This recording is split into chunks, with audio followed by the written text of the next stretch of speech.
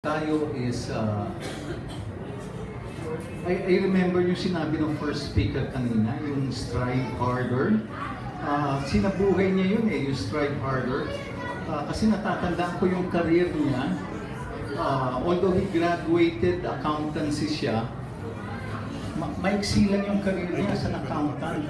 Mas nagtagal siya sales, after sales, medyo sumubok siya sa business, nag-master siya sa UP, tapos nag-manager siya marketing, I think. Nasa corporate siya, most of his life nasa corporate field siya. May mga challenges siya, never siya sumusuko, laban siya ng laban. There are times siguro, mabibigyan siya ng uppercut ng tadhana, babangon siya. May kasabihan, you fall 7 times, you rise up 8 times. Amen. Ganun si Carlo.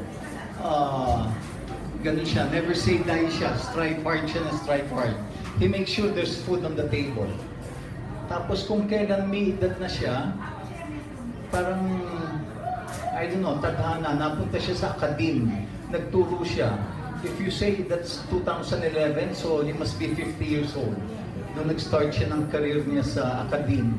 And nung pinakikinggan ko yung mga estudyante, natutuwa ako kasi I never saw that side of him na mahilig siya mag-encourage.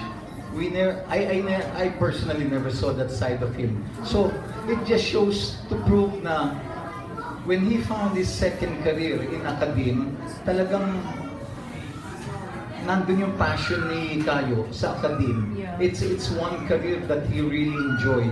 And proof of that is yung mga estudyante. Yun lang. Sayang nga pa na si Kayo. Thank you.